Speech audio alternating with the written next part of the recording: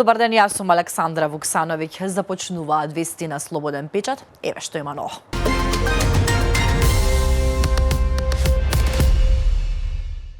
Камерите од системот Safe City го регистрирале рекордерот во брзо возење со 231 км/ч на Скопската обиколница. Ова е регистрирано на 1 декември, а беше соопштено синоќа од припадничка на полицијата. Системот Безбеден град сега функционира на целата територија на градот Скопје и наскоро ќе се прошири и во другите градови.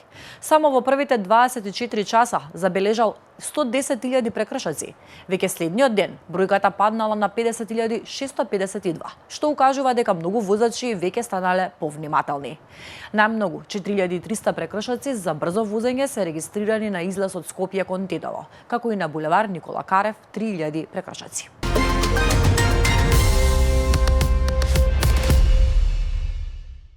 Во судницата во Идризово денеска продолжува судењето за пожарот во дискотеката Пулс во Кочани, во кој загинаа 63 лица, меѓу кои и деца, а над 200 беа повредени. Судењето треба да продолжи со воведни зборови на одбраната, откако на минатото рочиште сите обвинети изјавија дека не се чувствуваат виновни за делата кои им се ставаат на товар.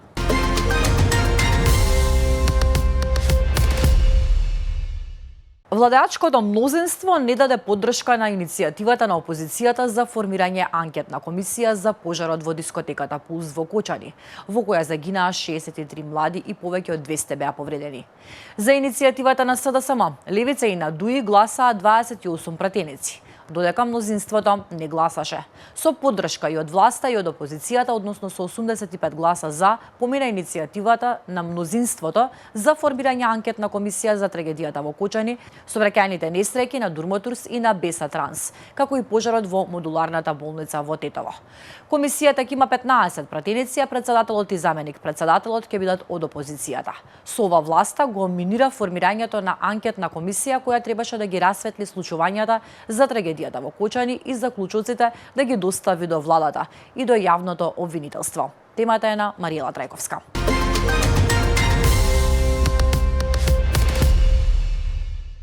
Највисоката нето плата што ја зел судија минатата година бил безмалку 140.000 денари, но ниту на еден судија, ниту на председател на суд не му се исплаќа редовна плата од 180.000 денари, како што тврди премиерот Христијан Мицкоски, а просечната плата е далеку од оваа сума.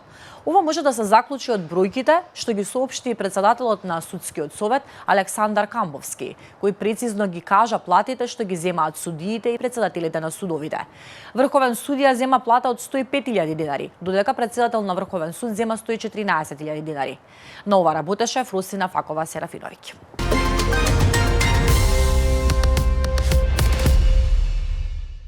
Председателот на владата Христијан Мицкоски ќе присуствува на промоција на платформата за следење на проектите од општините финансирани од владата, што ќе биде нов начин на транспарентен увид и комуникација со граѓаните за трошење на јавните средства. Премиерот, кој поради здравствени причини го откажа своето учество и обраќање на Македонско-српскиот економски форум вчера во Скопје, се враќа на извршување на своите работни задачи.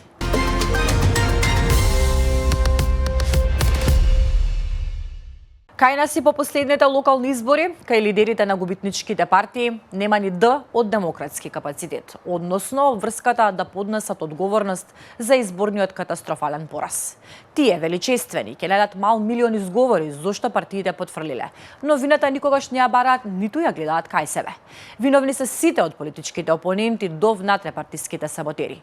Токму затоа воопшто не изненадуваат случајувањата на македонската политичка сцена и по последните локални избори, на кои СДСМ начело со лидерот Венко Филипче доживеа историски пораз и најлош резултат од како постои како партија. Во губитничкиот табор е и ДУИ на неприкоснуваниот председател Али Ахмети, но и делот од Алијанса за албанците предводена од Зијадин Села.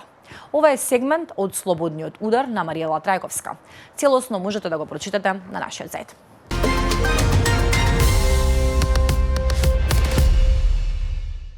Ќе ти дадат 1 денар, а ќе ти земат 5. Тешките зборови, математиките, но и уверувањата дека пред изборите власта направила несоодветен упад во работењето на фондот за ПИОМ, отворија простор за дилеми кај стотиците илјади сеньори кои не знаат кому да веруваат. Прашањата што деновиве се поставуваат се: колку е навистина тешка ситуацијата во пензиската каса? Дали ќе има доволно средства за идните исплати и дали линеарното зголемување од 1000 денари повредува нечие уставно право? Во меѓувреме, додека се очекува Уставниот суд да се произнесе, премиерот Мицкоски внесе забуна со изјавата дека законската одредба за линеарно зголемување е веќе укината и дека очекува повеќе од наредниот месец 70% од пензионерите да добиваат помалку пари отколку со линеарното зголемување. Колумната е на Сонја Кириджиевска.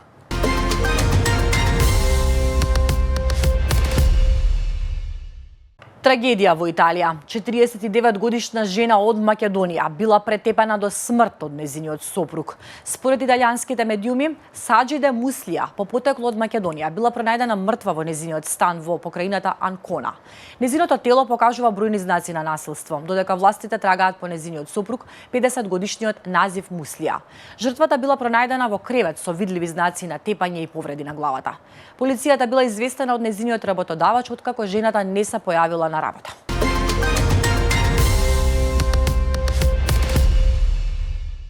Медиумите на Балканот се почесто стануваат мета на координирани ботски напади. Илјадници лажни профили коментираат во минута. Има поплави од навреди и дезинформации, масовни пријави на објави и манипулација која што може да го уништи досегот на еден профил на социјалните мрежи за само неколку часа.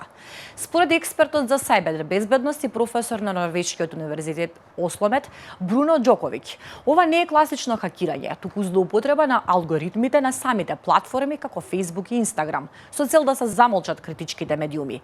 Професорот за слободен печат објаснува дека постојат неколку добро препознаени техники. Првата е масовно лажно пријавување со држина со цел платформата да ја блокира објавата или целиот профил. Со него разговараше Хари Кацановски.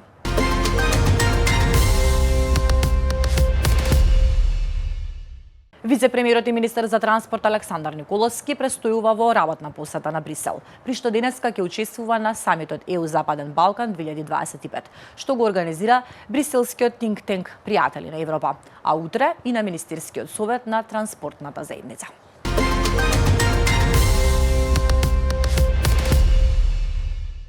Идејата Македонија да влезе во Европската Унија со ограничено членство, односно без право на вето, без еврокомесар и со скратени надлежности, повторно се провлекува низ дипломатските канали во Брисел, но повеќе како маглива сензација, отколку како оформен и реален план. Од една страна постојат сугестии дека Унијата размислува за прием во пакет на земјите од Западен Балкан, Украина и Молдавија, со делумни надлежности во првата фаза. А од друга страна, гласини од Брисел предупредуваат дека голем дел од тие тврдења се погрешно интерпретирани или произволно пласирани во јавноста. Она што дефинитивно се знае, а го објавува бугарски БГРС, е дека се разгледува можноста новите членки да го изгубат само правото на вето за проширувањето, односно да не може една земја кандидат да го блокира напредокот на друга. Прочитете повеќе од Мартин Богатиновски.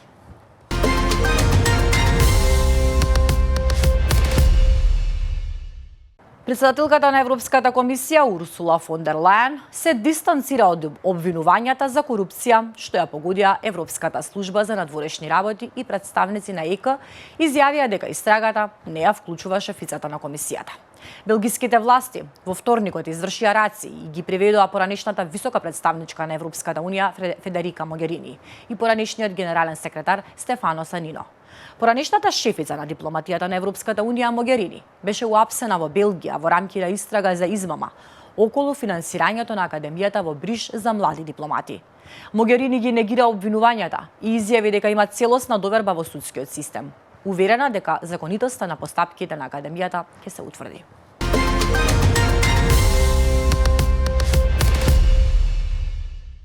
Американскиот специјален пратеник Стив Виктов денеска ќе се сретне со главниот украински преговарач Рустем Умеров во Флорида, потврди Белата куќа.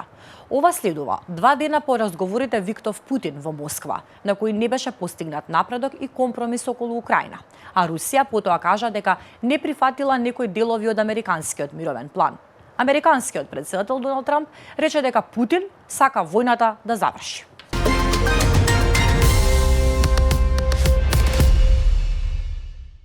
Рускиот претседател Владимир Путин пристигна во Индија на дводневна посета, каде што се очекува да се сретне со премиерот Нерендра Моди и да присуствува на годишниот самит меѓу двете земји. Се очекува да бидат потпишани низа договори меѓу Делхи и Москва, во време кога САД го зголемија притисокот врз Индија околу незиното купување руска нафта и во екот на обидите на администрацијата на Доналд Трамп да посредува во мировните преговори меѓу Русија и Украина.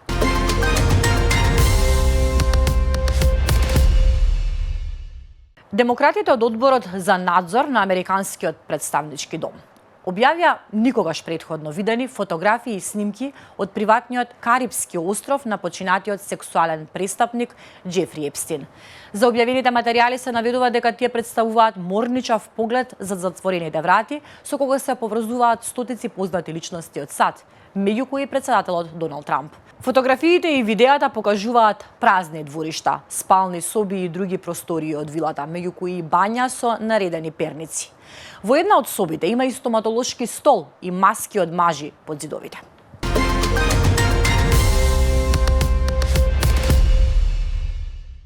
И за крај една убава вест. Хуманоста исплива на површина.